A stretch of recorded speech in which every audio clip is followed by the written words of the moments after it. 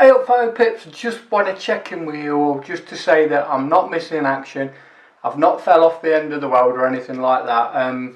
Just really busy organising my trip to Iceland, which is next month. I'm so excited, I can't believe it. I've been sorting trips out. I knew I was going, but it was really last minute. I was sort of being a little bit cocky about it all, thinking if I wait I'll get it cheaper or something like that, but it don't work like that anymore, I'm afraid.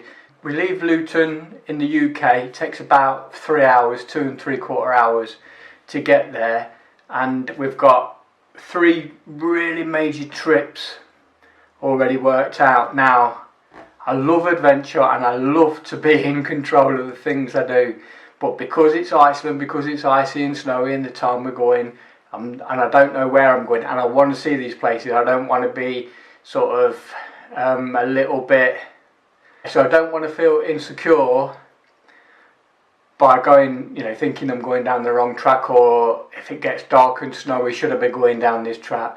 So what I've decided to do is to put my life in the hands of the Icelandic people, who I'd just like to say now have been absolutely fantastic with me.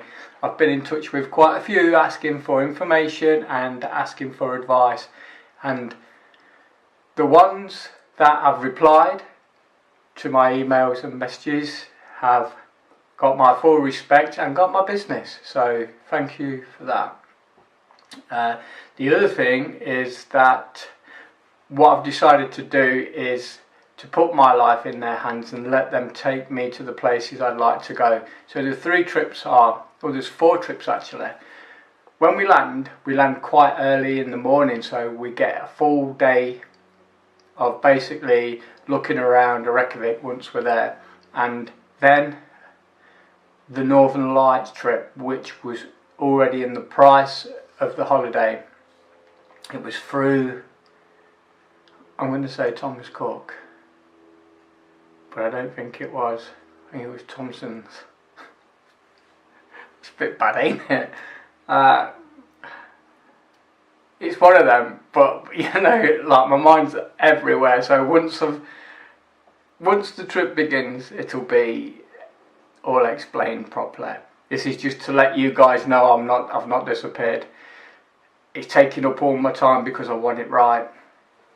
So yeah, the first trip will be the Northern Lights, if possible, on the first day there. So the second day is a tour called the Golden Circle. If you've never heard of it or you're interested in it, go take a look, Google it, Golden Circle Iceland. It's the most popular trip. It's a massive waterfall. It's also the geysers, and it's also the fault lines, which are apparently moving something like 2 centimetres every year, which doesn't sound a lot, but over the millions of years that it's been moving, it's moved quite a bit, and now you can literally walk straight down there. And then it's back, and if we didn't see the Northern Lights, the good thing about having that early start, it will give us the opportunity, if we didn't see it on the first night, we can then go and try and see it on the second night. Then my next tour, oh my god, it's crazy. It's absolutely crazy. So we go down to the south side of Iceland, where we're going to get on a hybrid vehicle, half boat, half land vehicle. I think it's called a Zodiac. And then we're going to actually float, or boat styley, whatever it is, through the ice, through the icebergs. I can't wait. The videos I've seen reminds me a little bit when I was in the Fern Islands, but this time it's going to be icebergs, not land. It just looks absolutely fantastic, and to actually be in there amongst it, I can't wait. So now the last trip, see, now I don't think we'll be back for the Northern Lights on that trip. So if we've not seen them by the first or the second night, that's going to be it, because the third one, like I say, won't be back, and the fourth one we definitely won't be back. It's an 11-hour day trip over to the west side of the island, and to me this is the pinnacle. This is going to be the pinnacle of the trip. It's the Snæfellsnes Peninsula. Now I'm only learning, so don't laugh. The way I figure out how to get the Icelandic accent is by doing Sean Connery, but not doing Sean Connery, but thinking you're doing Sean Connery, but you're not. So, snap and smash, Pronska. No, that's just totally wrong. Ignore that. Ignore it. So the trip is actually called the Snipe and Snares. I've done it again. Snipe and Snares, and I don't know what that was. Do you know what? I'm going to put a link in the bottom, and hopefully by the time I get to Iceland, I'd have learned all these names and all these words, because I am trying. I really am trying to learn and not go over there like a complete fool. Oh man. But yeah, I can't wait. So I just wanted to let you guys know that I'm organising my trips, which are now done. So this is the stage I'm at. Now the next stage is the equipment I can take.